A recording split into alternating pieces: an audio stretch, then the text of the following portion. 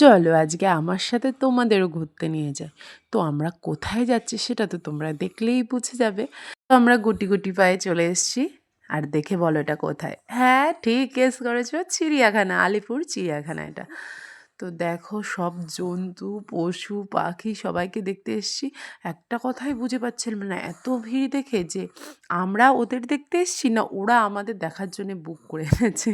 তো যতই বলো না কেন এদের এই বন্দি জীবনটা দেখে মাঝে মাঝে অনেকটাই কষ্ট লাগে যে কিভাবে যেন বন্দি হয়ে থাকে। এদের তো বন্দি হওয়ার কথা ছিল না, তাই না? কিন্তু কিছু করার নেই, এভাবেই চলবে আর কি। তো প্রচুর ভিড় ছিল।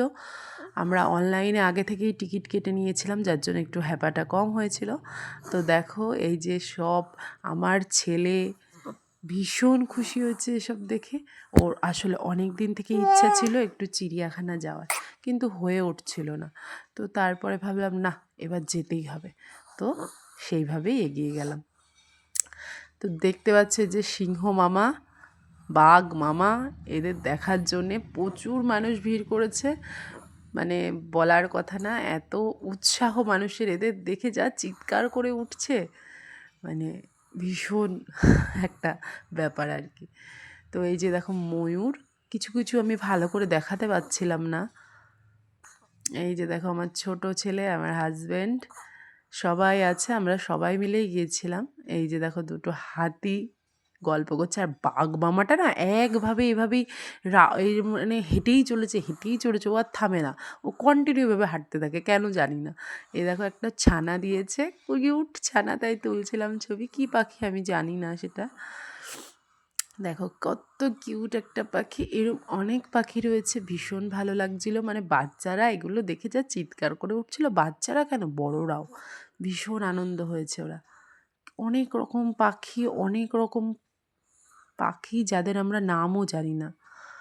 ওখানে লেখা ছিল অবশ্যই। এই দেখো এটা একটা এক ধরনের গিরগিটি, কত বড় দেখেছো, ভীষণ বড়। আমার বাবান তো এটার থেকে সরছিলই না, এমন ভাব করছিল যেন লেজটা ধরে টেনে দেবে। তো দেখো সব কাচের মধ্যে এভাবে বন্দি রাখে, ভীষণ ভালো লাগছিল। অনেক কিছু দেখলাম, এদের আগে টিভিতে দেখেছি, তার আগেও দেখেছি, কিন্তু এইভাবে ফার্স্ট টাইম দেখা হলো। দেখো কি কিউট সাদা ময়ূরটা, আর এখানে একটা সাদা বাঘ আছে। ওরা শুধু হাঁটতেই থাকে। ওরা এক জায়গায় স্থিরভাবে ওরা বসতে পারে না, খুব কম বসে। এই যে দেখো কত বড় পাখি, এটা কি এমু পাখি না? এই দেখো কিউট টিয়া, কি সুন্দর। আগেরটা ওটা এমু পাখি ছিল কিনা কে জানি না। আর এইটা তো ভীষণ সুন্দর, ভাবছিলাম এখানে দাঁড়িয়ে একটা ছবি তুলবো, কিন্তু আর হয়ে ওঠেনি গো। তো সবাই ভিড় করে থাকলেই ভাবছি কি আছে, দৌড়ে যাচ্ছি, ভিড়ের জন্য দেখতেও পাচ্ছি না। এখানে ছিল গরিলা।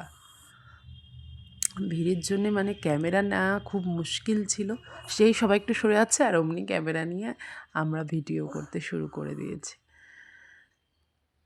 দেখো জেব্রা, যে যার মতো রয়েছে, খাঁচায় বন্দি, দেখে ভীষণই কষ্ট লাগলো। আর দেখো কচ্ছপটা বলে বহু পুরনো, কত বড়।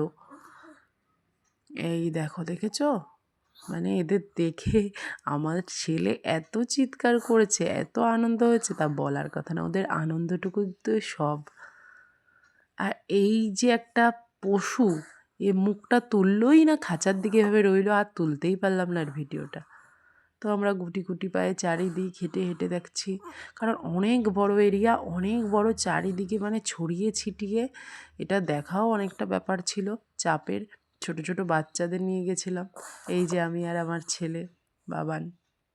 হ্যাঁ, এই দেখো ভাল্লুক, এই পাখিটা দেখেছো কিভাবে যেন বসে রয়েছে, কত দুঃখর মনে। তো যাই হোক, ভালো থেকো, টাটা।